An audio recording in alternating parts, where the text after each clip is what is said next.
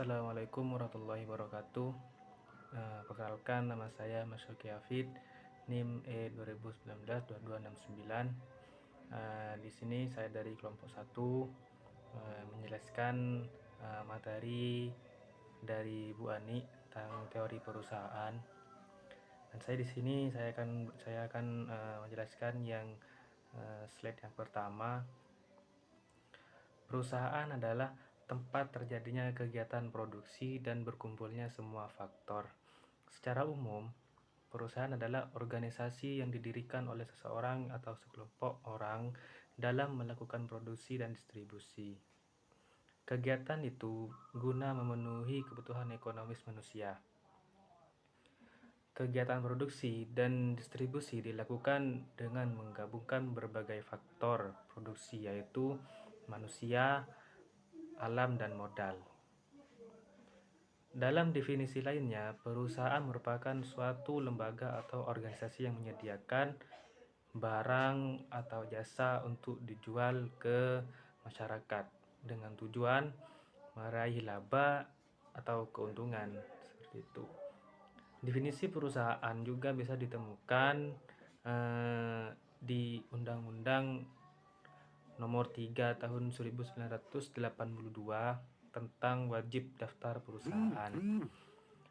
Isinya mengemukakan kalau perusahaan adalah suatu badan usaha di wilayah negara Kesatuan Republik Indonesia yang berdiri dan berjalan dengan tujuan menghasilkan laba.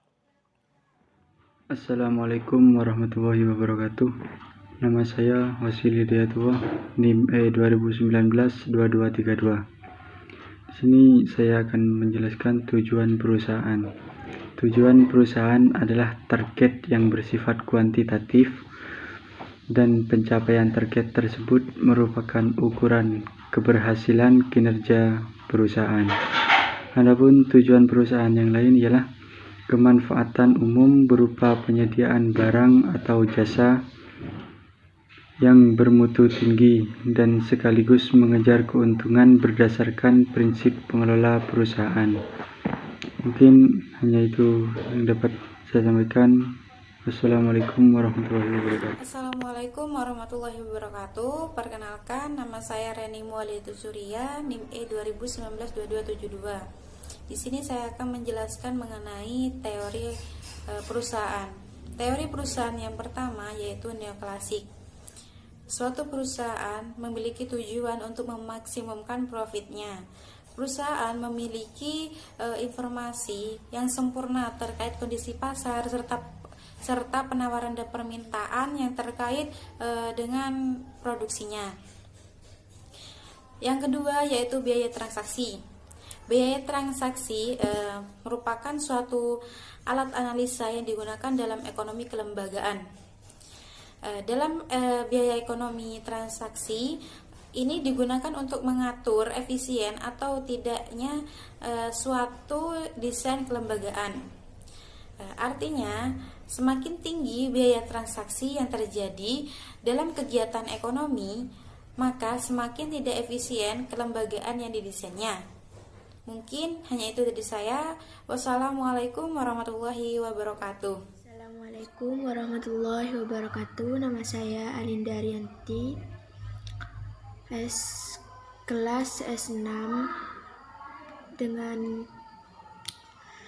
mata kuliah Ekonomi Industri. Saya akan menjelaskan tentang materi teori perusahaan. Yang menjelaskan ada dua materi, yaitu keagenan. Yang nomor 2 evolusi teori perusahaan. Yang pertama keagenan. Keagenan sendiri menjelaskan tentang penyaluran yang atas nama suatu perusahaan yang melakukan penjualan barang dan jasa hasil produksi dari perusahaan. Contohnya antara perusahaan, yakni yang meliputi pengusaha serta karyawan yang lainnya yang berproses secara profesional. Contohnya seperti pengacara, dokter, serta klien, atau penasehat, antara lain investasi serta politisi yang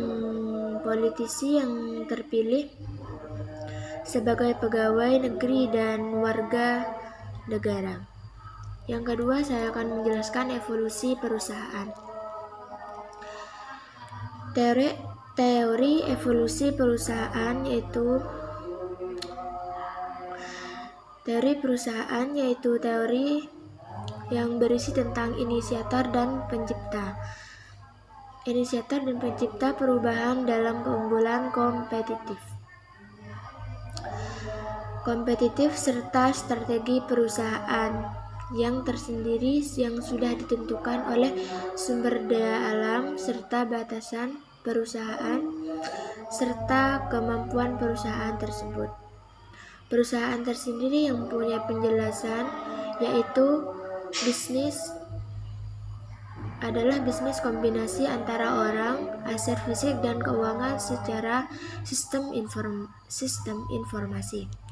Wassalamualaikum warahmatullahi wabarakatuh.